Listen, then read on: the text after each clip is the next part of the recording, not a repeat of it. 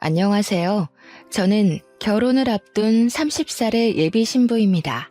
오늘 저의 예비 남편과 함께 살게 될 신혼집을 계약함으로써 결혼에 대한 모든 준비가 마쳐졌어요.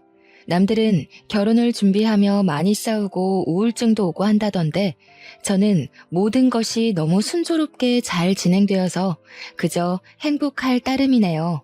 아무 고민 걱정 없는 제가 이렇게 사연을 보내게 된 이유는 제 옆에 있는 현재 예비 남편이 아닌 2년 전에 만났던 이전 예비 남편에 관한 이야기를 하기 위해서입니다. 사실 저는 2년 전에 결혼까지 약속한 사람이 있었어요. 그 당시에는 정말 내 인생의 마지막 남자라 생각하고 만났는데 결국에는 그 사람에게 어이없이 파혼당하고 헤어졌네요. 헤어지고 나서는 좀 힘들기는 했지만 지금 보면 그 사람과 헤어져서 더 좋은 남자를 만날 수 있게 된 것 같아요. 그럼 지금부터 2년 전으로 돌아가 저의 이전 예비 남편 이야기를 꺼내볼까 해요. 2년 전, 저는 아버지의 회사에서 격리로 근무하고 있었습니다.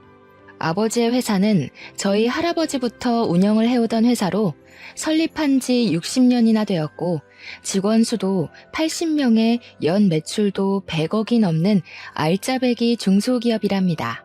할아버지께서 회사를 설립하고 대표로 계시다가 5년 정도 전에 건강 악화로 경영 일선에서 물러나시고 그 자리를 아버지가 물려받게 되었죠. 사실 처음에는 아버지의 회사에 들어가지 않으려고 했어요. 왜냐면 아버지의 회사는 화학 관련 회사인데 저는 이쪽은 아예 관심도 없고 전혀 모르는 데다가 회사보다는 사회복지 쪽에 관심이 더 많았거든요. 그래서 화학과를 가라는 아버지의 뜻을 따르지 않고 사회복지학과를 졸업하고 사회복지 관련 센터나 요양원을 차려 운영하려고 했답니다. 그런데 아버지는 유일한 자식인 제가 이 회사를 물려받기를 원하셨어요. 하지만 제가 계속 싫다고 하자 그럼 아버지는 딱 3년만 회사에서 일을 해보고 정말 아니라고 생각되면 그때 제가 하고 싶은 대로 하라고 하셨습니다.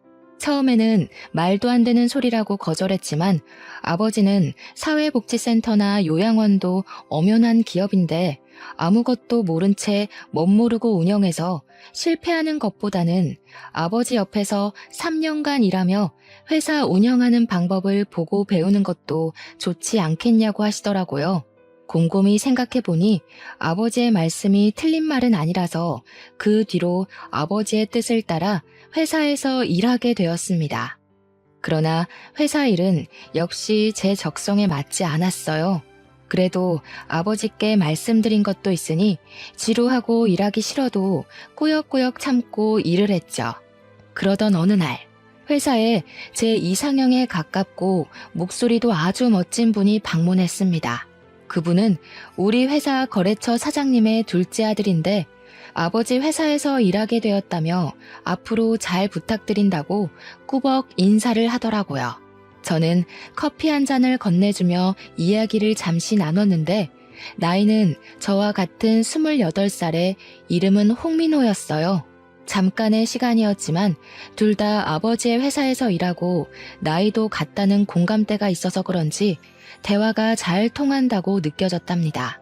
그 뒤로 회사 업무를 핑계로 몇 번 통화도 하고 만나서 이야기도 나누면서 친분을 서서히 쌓아갔고 그렇게 몇 달이 지나 우리는 연인이 되었어요. 연애만 할 때는 그저 행복했습니다.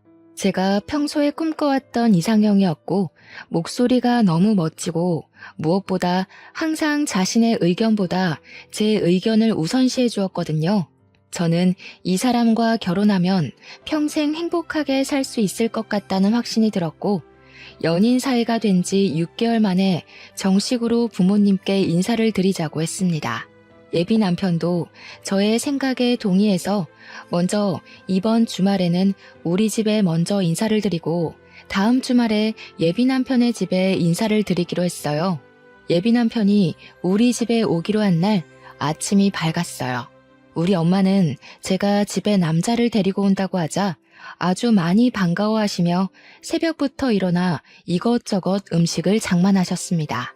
평소에는 잘 주시지도 않던 생선에 갈비찜에 전복에 각종 나물까지 무슨 잔치상을 차려놓으셨더라고요. 엄마를 도와 상차림이 마쳐지고 얼마 지나지 않아 예비 남편한테 집 앞이니 대문을 열어달라는 전화가 왔어요. 문을 열어보니 예비 남편이 서 있었는데 저는 약간 실망했습니다. 저희 부모님은 친구의 집에 처음 방문할 때에는 작은 음료수나 과자라도 사들고 가는 것이 예의라고 알려주셨는데 예비 남편은 빈손으로 왔더라고요. 여기까지는 사람마다 생각의 차이이고 남의 집에 간다고 꼭 뭐를 사들고 가는 것이 법으로 정해진 것도 아니기에 그럴 수도 있다고 생각했어요. 그런데 결혼을 생각한 사람의 집에 첫인사를 오는데 회사에서 입는 작업복을 입고 온 것이 아니겠어요? 제가 회사에서 일하다가 온 거냐고 물으니 그것도 아니고 작업복이 제일 편해서 그냥 입고 왔다고 하더라고요. 사실 우리가 그동안 만날 때마다 예비 남편은 회사에서 일하다가 와서 작업복을 그대로 입고 만났어요. 어차피 둘이서만 만나는 거고 예비 남편은 아버지의 회사를 물려받을 생각으로 회사에서 먹고 자고 생활하니 그런 부분에 대해 큰 불만은 없었습니다. 하지만 오늘은 엄연히 결혼을 염두에 두고 만나는 첫 자리인데 작업복을 입고 오는 것은 좀 아니잖아요. 게다가 일하다가 온 것도 아니고 그냥 단순히 편하다는 이유로 이렇게 왔다는 것이 저는 이해가 잘 되지 않더라고요. 부모님도 조금 당황하신 눈치였지만 일단 제가 집에 처음으로 데리고 온 남자이니 반갑게 맞이해 주셨습니다.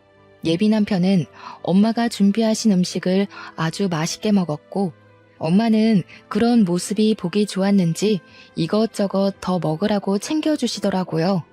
아버지는 거래처 사장님의 아들과 이렇게 연이 닿은 것이 신기하다며 이것도 인연이라면 인연이니 앞으로 우리 회사와 예비 남편의 회사가 서로에게 도움을 주는 좋은 관계로 남았으면 좋겠다고 하셨어요. 그리고 다음 주 제가 예비 남편의 집에 인사를 드리러 가기로 한 날이 되었습니다. 저희 부모님은 그래도 첫 방문이니 뭐라도 들고 가야 한다며 과일 바구니를 준비해 주셨어요. 옷도 그냥 편하게 청바지에 티셔츠를 입고 가려고 했는데 엄마는 첫인사인데 이렇게 입고 가는 것은 조금 아닌 것 같다며 정장 스타일의 원피스를 입고 가라고 하시더라고요. 그렇게 저는 원피스에 과일 바구니를 들고 예비 남편의 집 앞으로 가서 전화했습니다. 그런데 예비 남편이 전화를 받지 않더라고요. 2번, 3번 해도 전화를 받지 않길래 벨을 눌렀더니 예비 남편이 자다 일어난 얼굴로 잠옷을 입고 나왔어요. 오늘 분명히 인사를 드리러 간다고 어제 통화까지 했는데 지금 이 시각까지 잠을 자고 있느라 전화도 받지 못했다는 것이 좀 그렇더라고요. 어찌되었든 예비 남편을 따라 집 안으로 들어갔습니다. 저는 솔직히 지난주에 우리 엄마가 그렇게까지 차려주셨으니 거하게 한 상은 아니더라도 약간의 음식은 준비가 되어 있을 줄 알았어요. 그런데 예비 시부모님은 제가 와도 소파에 앉아서 TV를 보고 계시고 집안은 청소도 하지 않았는지 엉망진창이더라고요. 준비된 음식은 당연히 아무것도 없었고요. 김연이 맞지? 민우한테 이야기 들었어. 어머, 무슨 과일 바구니를 다 사왔어. 우리 집에 과일도 많은데. 일단 그래도 사왔으니 잘 먹을게. 주말에는 원래 쉬어야 하니까 청소도 못했어. 이해하지? 거래처 사장님 딸이라고 들었네. 이렇게 만나게 돼서 반가워요. 그럼 집 구경도 하고 잘 놀다가 가요. 나는 방에 가서 낮잠 좀 자야겠어. 저는 분명히 이 집에 결혼을 생각하고 첫인사를 온 것이었는데 부모님은 제가 그냥 친구로서 놀러 온 것으로 생각했는지 아무 준비를 하지 않으셨더라고요. 뭔가 좀 이상했지만 일단 예비 남편을 따라 집과 예비 남편의 방을 구경했어요. 저는 예비 남편의 방을 구경하다가 혹시 부모님이 오늘 인사하러 온다는 것을 모르셨냐고 물었습니다. 예비 남편은 알고 계셨는데 왜 그러냐고 하길래 저는 그래도 오늘 첫인사라서 집에서 밥이라도 같이 먹으며 이야기를 할 줄 알았다고 말했어요. 우리 집은 원래 주말에는 늦게 아침 먹어서 점심을 잘 안 먹어. 대신에 저녁을 빨리 먹지. 그리고 사실 지금 이 시각은 낮잠 시간이야. 뭐? 그러면 차라리 다른 시간으로 잡지. 왜 이 시간에 잡았어? 나는 그래도 오늘 부모님이랑 이야기도 좀 나누고 할 줄 알았는데. 에이, 그렇게 진지하게 할 얘기가 뭐가 있어? 그냥 집 구경이나 하고 간단히 인사하면 되지 뭐. 안 그래? 그냥 가볍게 만날 때는 정말 잘 맞는다고 생각한 예비 남편이었는데 진짜 제 남편이 된다면 잘 맞지 않을 것 같다는 생각이 조심스럽게 들었습니다. 일단 방에서 나와 다시 거실로 갔어요. 거실에는 여전히 예비 시어머니께서 TV를 보고 계시더라고요. 예비 남편은 예비 시어머니 옆에 앉고 저도 일어서 있기도 뭐하고 해서 예비 남편 옆에 앉았습니다. 예비 시어머니는 TV를 보다가 제가 가져온 과일 좀 먹어보자며 예비 남편에게 과일을 깎을 칼과 접시를 가져오라고 했어요. 예비 남편이 주방에서 칼과 접시를 챙겨오자 예비 시어머니가 저에게 칼과 접시를 넘기며 과일 좀 깎아보라고 하고 다시 TV를 보시는 게 아니겠어요? 솔직히 저는 아직 손님이고 오늘 처음 보는데 대뜸 과일을 깎으라고 시키시니 너무 당황스럽더라고요. 하지만 과일 깎는 것이 어려운 일이 아니니 그냥 과일 바구니 안에서 사과와 배를 가져와 깎았어요. 연희야, 껍질이 너무 두껍네. 껍질을 얇게 깎아야지. 너 회사 일하느라 살림은 하나도 해보지 않았구나? 티가 너무 난다. 결혼하기 전에 과일 깎는 법부터 배워와. 알겠니? 예비 시어머니는 제가 깎아둔 껍질을 들고 너무 두껍게 깎았다고 타박하며 과일을 드시기 시작했어요. 예비 남편은 예비 시어머니의 그런 말을 듣고도 아무 말도 하지 않고 과일을 혼자 집어먹더라고요. 솔직히 우리 집에서는 예비 남편 온다고 상다리 휘어지게 잔치상을 차려 대접했는데 여기서는 물 한 잔도 받아 먹지 못하고 이렇게 과일이나 깎고 있으며 타박까지 듣는 것이 화가 났어요. 그래도 처음 뵙는 자리인데 굳이 소란을 만들고 싶지는 않아서 그냥 꾹 참고 있었습니다. 그런데 너네는 결혼하면 엄마한테 용돈 얼마 줄 거야? 연희 너희 회사는 꽤 크니까 부모님 도움 많이 받을 수 있지 않아? 나중에 연희 네가 회사 물려받을 수도 있고 말이야. 저는 아버지 회사에는 관심 없어요. 지금은 3년만 회사에 다녀보라고 하셔서 그냥 다니고 있는 거예요. 그리고 저는 결혼할 때 친정의 도움 없이 제 힘으로 결혼을 하고 싶어요. 그래? 그럼 뭐 많이 모았어? 할아버지께서 저 20살 때 성인 된 기념으로 주신 제 명의 아파트 하나 있고 어릴 때부터 돈 모으고 투자도 하고 해서 결혼을 준비할 정도의 돈은 있어요. 아파트가 있어? 그럼 네 아파트에서 너희 신혼살림 꾸리면 되겠다. 참, 요새 내 주변에 며느리 본 사람들 이야기 들어보니까 며느리들이 시댁에 한 달에 100만 원씩 용돈 준다더라. 자산이 그 정도나 있으면 너희도 한 달에 용돈 100만 원 가능하겠다. 우리 민호가 여자는 기막히게 잘 골라왔네. 엄마, 당연하지. 연희도 회사 계속 다니고 나도 아버지 밑에서 일하면 그 정도는 가능하지 않겠어? 연희야, 그치? 저는 솔직히 아버지 회사 3년만 다니고 관두고 제 갈 길을 갈 것이고 제 명의 아파트는 여기서 먼 서울이라 거기서 신혼살림을 꾸릴 생각 없습니다. 그리고 시부모님 용돈은 아직 생각을 해보지는 않았지만 한 달에 100만 원은 조금 과한 것 같다는 생각이 드네요. 그리고 시부모님께 한 달에 100만 원을 드리면 친정 부모님께도 100만 원씩 드려야 하는데 그럼 한 달에 200만 원이 나가는 셈이 되니 너무 부담되네요.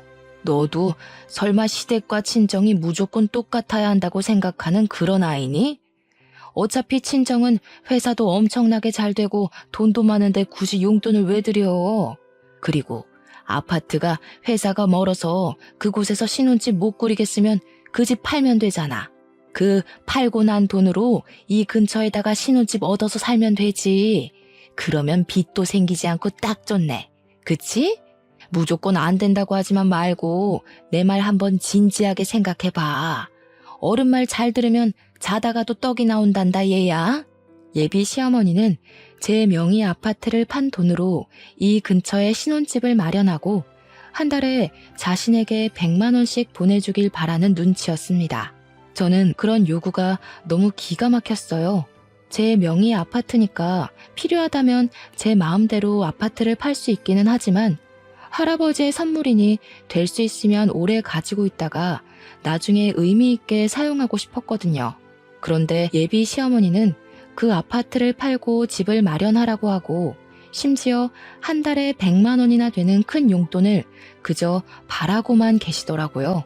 솔직히 우리 부모님은 결혼한다고 하면 이것저것 해주신다고 난리이실 텐데 예비 시어머니는 결혼하면 그저 이것저것 받을 생각뿐인 것 같아서 매우 실망스러웠답니다. 제 표정이 좋지 않자 예비 남편은 제가 피곤해 보인다며 집에 데려다 준다고 어서 가자고 했어요. 그래서 그냥 인사하고 바로 그 집에서 나왔습니다. 엄마가 그냥 농담으로 이야기하는 건데 꼭 그렇게까지 진지하게 얘기해야겠어? 너는 꼭 쓸데없이 진지하더라. 농담? 내 명의로 된 아파트를 팔아서 신혼집을 마련하고 한 달에 100만 원이나 용돈을 바라시는 게 농담이야? 그리고 지금 우리는 그냥 친구 사이로 만나는 게 아니라 결혼을 생각하며 만나는 거야. 당연히 이런 돈 문제는 진지하게 이야기를 해야 하는 거 아니야? 내 생각엔 우리가 당장 상견례하고 결혼 날짜 잡은 것도 아닌데 네가 너무 앞서간 것 같아. 솔직히 이런 이야기는 상견례를 하고 나서 말해도 되잖아. 그니까 이런 거에 싸우지 말자. 예비 남편은 그저 대충 얼버무리려 했습니다. 그날은 저도 너무 기분이 상해서 예비 남편과 더는 이야기하지 않고 집 앞에서 바로 헤어졌답니다. 집에 도착하니 엄마가 처음으로 갔는데 어땠냐고 물어보셨어요. 저는 그날 있던 모든 일을 다 말씀드리려다가 엄마가 속상해 하실까봐 자세히는 말 안 하고 그냥 좋았다고만 했답니다. 그런데 제 표정이 영 아니었는지 자꾸 캐물으시더라고요. 어쩔 수 없이 모든 상황을 이야기하니 저번에 우리 집에 올 때도 빈손으로 오고 복장도 그래서 좀 실망했는데 역시나 그런 일이 있었냐며 결혼하는 것은 진지하게 고민해봐야겠다고 하셨어요. 솔직히 제 생각도 엄마의 생각과 다르지 않았습니다. 오늘 한 번 뵀지만 예비 시댁은 너무 기본적인 예의도 없고 아무것도 안 하고 그저 바라기만 하는 것이 보였거든요. 저녁을 먹을 때도 제가 계산하고 커피나 술을 마실 때도 다 제가 계산했습니다. 심지어 예비 남편 집을 방문하고 일주일 후가 제 생일날이었는데 생일 선물은커녕 케이크 한 조각도 없었더라고요. 제 생일날도 그냥 작업복 입고 와서 식당에서 밥을 먹고는 예비 남편이 산다길래 알겠다고 했는데 계산하려고 보니 지갑을 회사에서 가져오지 않았다는 거예요. 사람이 바쁘면 그럴 수도 있겠지 싶어 제가 식사 비용을 계산했어요. 그런데 어이없는 건 차에 가보니 지갑이 떡하니 있더라고요. 지갑을 본 예비 남편이 당황해하는데 일부러 놓고 간 것 같다는 생각이 들었답니다. 뭐 우리가 그리 비싼 밥을 먹은 것도 아니니 제가 얼마든지 계산을 할 수 있었고 제 생일이라고 꼭 선물을 받아야 한다는 것도 아니에요. 그런데 요리조리 피하면서 그냥 돈을 한 푼도 쓰지 않으려는 모습이 보이니까 너무 얄밉더라고요. 그렇게 한 달이라는 시간이 지났습니다. 한 달 동안 예비 남편은 저와 만나며 한 번도 계산하지 않았고 저 혼자 데이트 비용을 내니 너무 부담스러워서 만나는 횟수도 줄이고 있었답니다. 그러다가 예비 남편의 생일이 다가왔고 선물을 준비하려다가 예전에 예비 남편이 제게 했던 대로 그냥 밥만 먹으려고 했어요. 맘 같아서는 저도 똑같이 지갑을 두고 가고 싶었지만 그래도 그건 아닌 것 같아 그러지는 않기로 했네요. 그런데 자신의 생일 일주일 전부터 블루투스 이어폰이 일할 때 필요하다며 자꾸 블루투스 이어폰을 생일 선물로 사달라는 식으로 이야기하더라고요. 저한테 돈을 한 푼도 쓰지 않으려는 예비 남편에게 굳이 블루투스 이어폰을 사주고 싶지는 않았어요. 제가 예비 남편의 엄마도 아닌데 왜 블루투스 이어폰을 사다 줘야 하나요? 그래서 저는 그냥 계속 모른 척하고 예비 남편 생일날 아무 선물 없이 밥만 먹고 헤어졌네요. 그렇게 일주일 정도가 지나 금요일이 되었습니다. 회사에서 일하는데 아버지가 저를 대표실로 부르셔서 들어가 보니 눈물을 흘리시며 퇴근할 준비를 하고 계시더라고요. 무슨 일이냐고 여쭤보니 건강이 좋지 않으셔서 입원해 계시던 할아버지께서 곧 돌아가실 것 같으니 빨리 병원으로 오라고 연락이 왔다는 거예요. 저는 아버지를 모시고 바로 병원으로 갔습니다. 병원에 가니 이미 엄마는 도착해 계셨는데 할아버지는 숨쉬기조차 버거워 보이셨어요. 그 와중에도 아버지와 제가 온 것을 보시고는 힘겹게 미소를 지으시고 눈을 지그시 감으시더라고요. 그렇게 감긴 할아버지의 눈은 영원히 떠지지 않았답니다. 우리 가족은 고인이 되신 할아버지의 장례 준비를 시작했어요. 빈소를 차리고 영정사진을 준비하고 지인들에게 부고를 보냈죠. 예비 남편에게도 부고를 보내니 지금 바로 장례식장으로 가겠다는 연락이 왔어요. 그리고 전화를 끊고 1시간 만에 예비 남편이 장례식장에 도착했어요. 예비 남편은 먼저 할아버지께 인사를 드리고 나서 우리 가족을 돕다가 늦은 밤이 되어서야 집으로 돌아갔네요. 저는 할아버지가 돌아가셨다는 소식을 듣자마자 바로 달려와서 도와준 예비 남편에게 너무 고마웠어요. 사실 그 전까지만 해도 예비 남편에게 많이 서운했었지만 그런 감정이 모두 다 사라지고 그저 고맙고 또 고마울 따름이었습니다. 그리고 다음날 할아버지의 입관식을 마치고 슬픔에 잠겨 있는데 모르는 번호로 전화가 왔어요. 내 번호 몰랐지? 나 민호 엄마. 그니까 장차 너의 시어머니가 될 사람이야. 다름이 아니고 오늘 오후에 김치 담글 건데 와서 배워. 결혼 전에 시댁에 드나들면서 가족들과도 친분을 쌓고 해야 하는 거다. 저번에 민호 형, 그니까 너의 아주버님도 못 봤잖아. 오늘 와서 인사도 좀 하고 저번에 과일 깎을 때 보니까 살림 솜씨도 영 없는 것 같은데 이참에 와서 살림도 배우고 해라. 민호한테 못 들으셨나 봐요. 저희 할아버지 돌아가셔서 지금 장례식 중이에요. 저 못 갑니다. 알아. 어제 민호한테 들었어. 그런데 부모 장례식도 아니고 조부모 장례식인데다가 너는 손녀인데 굳이 꼭 사흘 내내 있어야 하니? 그냥 내일 발인 때나 가면 되지. 일손이 부족하기도 하고 지금 할 일이 태산이니까 어서 와라. 알겠니? 정말 너무하시네요. 제가 진짜 그 집 며느리도 아니고 설사 며느리라 해도 할아버지가 돌아가시면 시댁에 무슨 일이 있어도 당연히 장례식장에 가야 하는 거 아닌가요?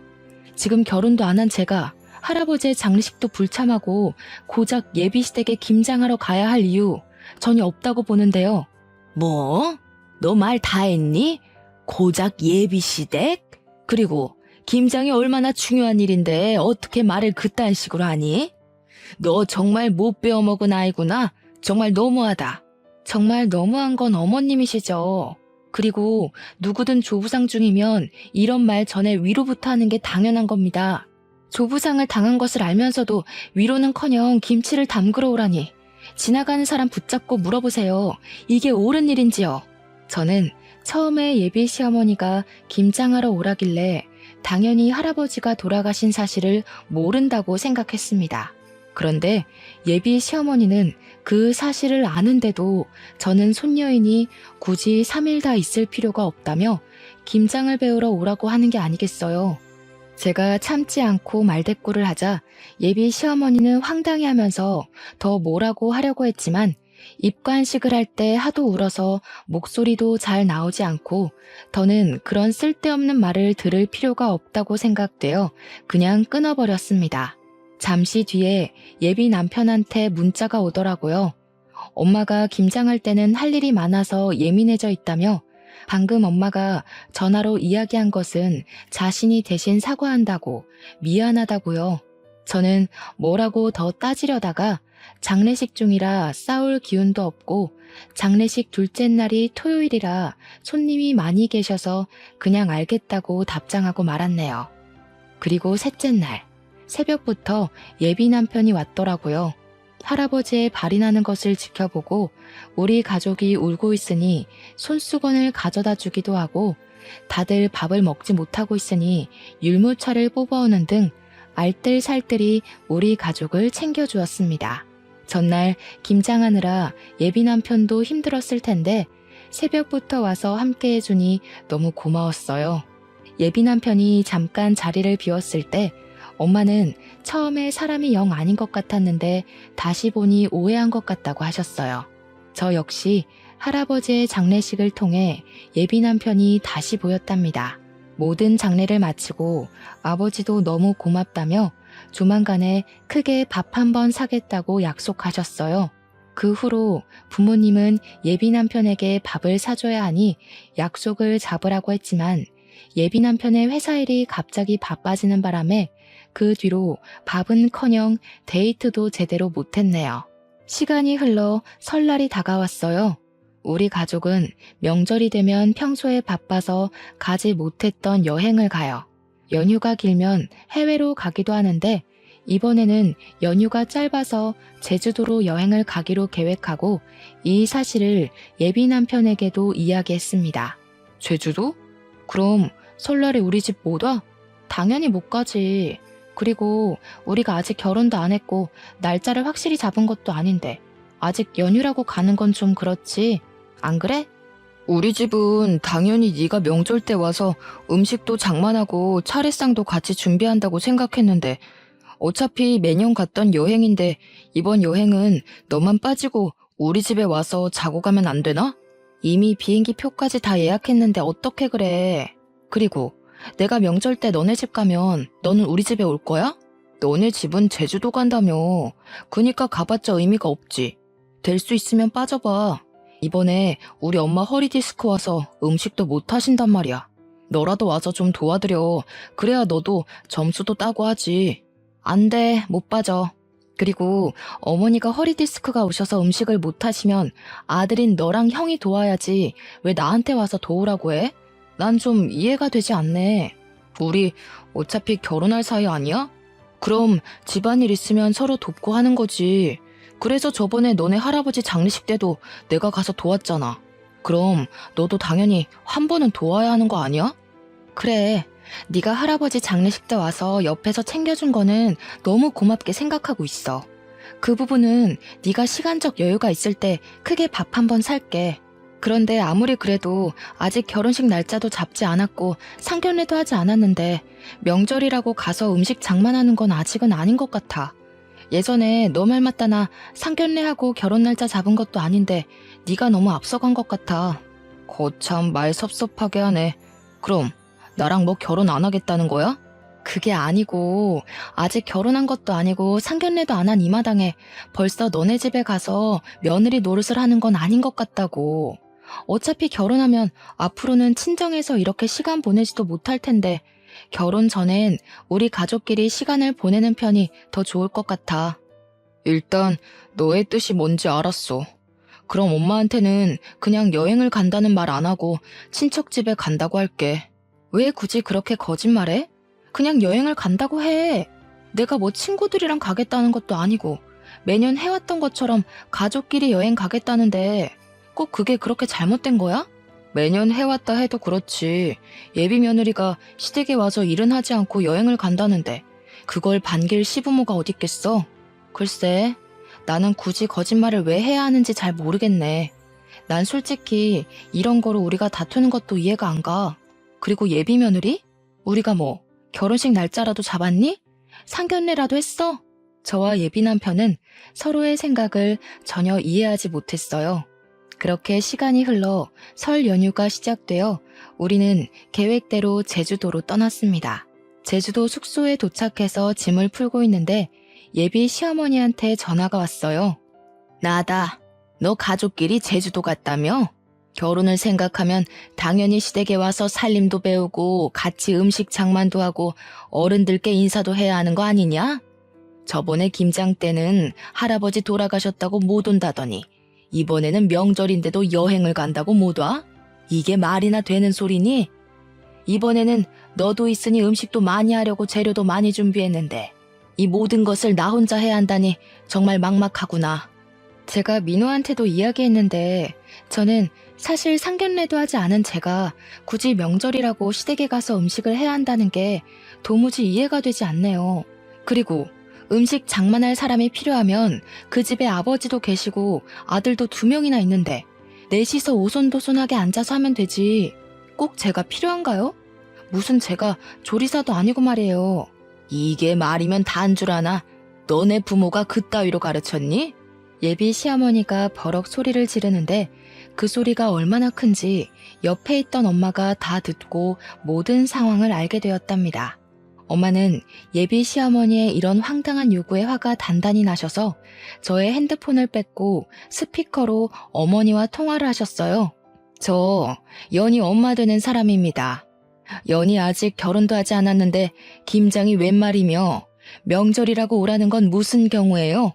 막말로 댁의 아드님이 결혼 전부터 우리 집에 불려오면 좋겠습니까? 예비 며느리도 엄연히 며느리입니다. 앞으로 우리 집에 사람이 될 텐데 와서 살림도 배우고 가풍도 배우고 해야지요. 그리고 사위랑 며느리는 달라요. 며느리는 시댁에 뼈를 묻어야 하는 사람이에요. 사위는 백년손님, 며느리는 출가외인도 모르세요? 무슨 조선시대에서 오셨어요? 지금 시대가 어느 시대인데 아직도 출가외인 타령이세요. 우리 집 귀한 딸 연희 그런 집으로 시집 못 보냅니다. 그쪽이 댁의 아드님 귀하게 키운 것처럼 저도 우리 연희 쥐면 부서질까 불면 날아갈까 애지중지 키웠습니다. 전 죽었다 깨어나도 그 집으로 시집 못 보내니 그런 줄 아세요. 이보세요. 뭐 말이면 단 줄 아세요? 그리고 그렇게 나오면 제가 몰라봬서 죄송하다고 할 줄 알아요? 저도 그 집이랑 결혼 못해도 아쉬울 거 하나 없어요. 시댁에 대한 기본 도리도 모르는 아이를 며느리로 들일 마음 추호도 없습니다. 시댁에 대한 기본 도리요? 그러는 그쪽은 사람에 대한 기본 도리가 하나도 없으시네요. 상 치르는 아이한테 김장하러 오라고 하지를 않나. 아직 결혼도 안 했는데 전화해서는 소리 지르면서 어서 오라고 하지 않나. 저는 이렇게 도리가 없는 집안에 우리 연희 절대 못 보냅니다. 전화 끊습니다. 엄마는 많이 화가 나셔서 민호랑 절대 결혼시키지 않을 테니 그만 만나라고 하셨습니다. 저 역시 저번 김장 때와 이번의 사건을 통해 결혼하면 고생길이 환히 열리는 것이 눈에 보여 결혼할 마음은 진작에 접었고, 여행을 마치고 나서 예비 남편을 만나 살아온 가정 환경이 너무 맞지 않아 결혼을 못하겠다고 말해야겠다 생각했죠. 그래도 일단 시간을 내서 제주도에 왔으니 맛있는 음식도 먹고 재미있는 시간을 보냈습니다. 비록 바람이 불고 추워서 밖에서 놀지는 못했지만 가족끼리 숙소에서 알차게 시간을 보내고 다시 집으로 왔네요. 여행을 마치고 집으로 돌아와서 예비 남편에게 전화했는데 받지 않더라고요. 문자와 카톡을 남겨도 읽지도 않고 답장도 없었어요. 그 다음 날도 그 다음 날도 예비 남편은 연락이 되지 않았습니다. 집으로 찾아갈까 했지만 뭐 지금 서로 애틋해서 하루라도 못 보면 죽겠는 사이도 아니고 헤어지자고 말하려는 판에 굳이 집 앞까지 찾아가고 싶지는 않더라고요.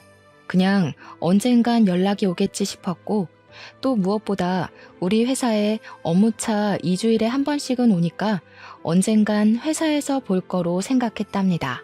그렇게 연락이 되지 않은 지 4일 정도가 지났어요. 예비 남편의 회사에서 사람이 왔다길래 보니까 예비 남편이 아닌 다른 사람이 와 있더라고요. 혹시 누구시냐고 했더니 예비 남편 회사 사장님의 첫째 아들, 즉 예비 남편의 형이었어요. 인사를 하고 제자리에 와서 일하려는데 회사에서 오랫동안 근무를 한 과장님이 예비 남편의 형이 예전에 파혼하고 정말 오랜만에 왔다는 거예요. 무슨 말이냐고 했더니 4년 정도 전에 결혼한다며 엄청나게 좋아하면서 청첩장까지 돌렸는데 결혼하지 못했대요. 그러면서 외모도 나쁘지 않고 성격도 좋으신 분 같은데 왜 파혼을 했는지 모르겠다고 하더라고요. 저는 그 이야기를 들으니 왜 파혼한지 알 것만 같았어요. 시어머니라는 사람이 아직 상견례도 안 하고 결혼 날짜도 잡지 않은 제게 앞으로 며느리가 될 사람이라며 얼토당토 아니한 것들을 과하게 요구하는데 결혼 날짜까지 잡았었다면 황당하고 어이없는 것들을 얼마나 요구했겠어요. 보나마나 불보듯 뻔하죠. 형님이 성격이 좋아도 시어머니 자리가 그 모양인데 어떻게 결혼까지 할 수 있었겠습니까? 저는 형님과 결혼하려고 했던 그 여자분의 마음이 100번, 1000번 이해가 가더라고요. 그렇게 한 달 정도가 지났지만 여전히 예비 남편은 연락도 문자도 없었어요. 물론 우리 회사에도 오지 않았고요. 연락이 없는 지 2달 정도 되었을 때 집에서 쉬고 있는데 아버지가 아직도 민호와 만나고 있냐고 물어보셨습니다. 그래서 솔직히 제주도에 다녀온 이후로 연락이 두절돼서 만나고 있지는 않은데 따로 집에 가서 기다리기도 싫고 해서 그냥 연락 없이 지내고 있다고 했어요. 10살짜리 애들도 아니고 결혼까지 생각했다가 헤어질 마음이 있으면 만나서 이야기하고 제대로 끝내야지. 일방적으로 연락을 끊는 건 무슨 경우라니? 아들이나 그 아버지나 정정당당하지 못한 것은 똑같구나. 사실 민호네 회사에서 우리 회사 제품이 좋지 않은 것처럼 거짓말을 하며 악의적으로 허위 사실을 유포했단다. 내가 알아보니 거기 사장, 그러니까 민호의 아버지가 그런 짓을 벌인 것 같아. 그래서 요새 회사 매출이 떨어진 거예요? 보니까 거래처에서 연락도 많이 안 오고 거래량도 많이 줄었더라고요. 그래. 그래서 거래처 사장들한테 일일이 다 전화해서 오해라고 말하고는 있는데 일단 너는 지금 헤어진 것이 맞는 거지? 마음 같아서는 경찰에 허위사실 유포죄로 고소해버리고 싶지만 경찰서 들락날락하는 것도 번거로운 일이니 그렇게까지는 않고 그냥 너와 민호와 있던 일들 거래처에 이야기하며 인성이 좋지 않은 집안이라고 거래처들에 말하고 싶은데 그래도 되겠니? 네, 전 그래도 상관없어요. 그냥 그렇게 꼭 해주세요. 그런 집은 절대로 잘 되면 안 돼요. 그 후로 아버지는 거래처 사장님들께 예비 남편과 저의 이야기를 다 퍼뜨렸습니다. 그랬더니 거래처 사장님들은 예비 남편의 회사가 경영도 아주 더럽게 하고 인성도 별로라며 하나 둘씩 예비 남편의 회사와 거래를 끊겠다고 했답니다. 결국 예비 남편의 회사는 매출이 없어 회사가 문을 닫았고 이렇게 회사가 망하고 나니 그제야 예비 남편에게 전화가 왔어요. 야, 너네 아버지 때문에 우리 회사 다 망했잖아. 이게 지금 뭐 하는 짓이야, 치사하게. 오랜만이네. 몇 달 만에 연락했으면 최소한 그동안 잘 지냈냐고 안부 인사 먼저 하는 게 예의 아니니? 먼저 치사하게 나온 쪽이 누군데 우리한테 난리야? 우리 아버지가 무슨 근거 없는 이야기 했니? 우리는 실제 사실을 이야기한 것 뿐이야. 그리고 너는 애도 아니고 헤어진다고 잠수를 타냐? 나 참 어이가 없어서. 아니다. 기본적인 예의도 모르고 바라는 것만 많은 너네 집이랑 시작 전에 이렇게 헤어지는 게 다행이지. 아무래도 우리 집 조상신이 나를 구해준 것 같네. 뭐? 너 어떻게 말을 그따위로 해? 제정신이야? 아무리 그래도 우리 결혼을 생각하고 진지하게 만났던 사이였어. 그래, 우리 결혼을 생각한 사이였지. 그런데 너는 그렇게 잠수 타냐? 지금 우리 거의 3달 만에 연락한 건 알고 있지? 우리가 정말 진지하게 만남을 생각했다면 이렇게 오랫동안 잠적했겠어? 우리는 이제 결혼을 앞뒀던 사이가 아니라 원수보다도 못한 사이가 된 거야. 알겠니? 더는 너랑 내가 할 얘기 없을 것 같은데 끊는다. 차마 잘 지내라는 말은 못하겠다. 안녕. 저는 마지막으로 하고 싶던 말 다 쏟아내고 끊어버렸고 그 뒤로 연락이 오지 않았습니다. 이렇게 저는 파혼했네요. 그 뒤로 한동안은 뭔가 마음이 허해서 회사 일과 공부에만 미쳐서 살았어요. 그 결과 회사에서도 인정받고 컴퓨터 관련 자격증도 따고 영어 실력도 향상되었죠. 그렇게 살다가 회사에서 좋은 대리님을 만났고 그분은 저의 진짜 예비 남편이 되어 결혼을 앞두고 있답니다. 물론 파혼을 한 저의 사연도 다 말했는데 제 상황을 누구보다 안타까워했고 이해해 주었어요. 게다가 제 진짜 시부모님이 되실 분들은 너무 인자하시고 집에 방문하면 하나라도 더 챙겨주시려고 하세요. 정말 저를 딸처럼 생각하시는 것이 눈에 보여서 너무 감사한 마음으로 행복하게 결혼 준비를 하고 있답니다. 연애와 관련된 말 중에 똥차가 가고 벤츠가 온다라는 말 있죠? 아마 한 번쯤은 다들 들어보셨을 텐데 저는 사실 이 말을 싫어했어요. 본인 스스로 벤츠를 살 수 있는 능력을 키우면 되는데 아무것도 하지 않고 벤츠처럼 좋은 남자가 오기만을 기다리는 것 같았거든요. 그런데 똥차를 만나고 허한 마음을 채우려 이것저것 공부하며 스펙을 쌓으니 정말 제 인생에 벤츠 같은 남자가 왔네요. 2년 전 파혼을 겪으면서 한때는 정말 우울하기도 했는데 그래도 지금 생각하면 그때 많이 배우고 내면적으로 성장하게 된 계기가 된 것 같아요. 지금 제 사연을 듣고 계시는 분 중에서도 예전에 저처럼 파혼을 생각하시거나 파혼을 이제 막 경험한 분들도 분명히 계실 것으로 생각합니다. 파혼을 겪었다고 해서 인생을 실패한 것이 아니니 너무 좌절하지 마세요. 여러분에게 파혼의 시련을 안겨준 똥차가 갔으니 이제는 자신의 스펙을 쌓고 내면을 착실하게 다져서 여러분만의 벤츠를 꼭 찾으셨으면 좋겠습니다. 희망과 용기를 잃지 마시고 열심히 살아보자고요. 저의 사연을 듣고 누군가는 위로와 용기를 얻길 바라며 저의 이야기를 마쳐볼까 합니다. 들어주셔서 감사합니다.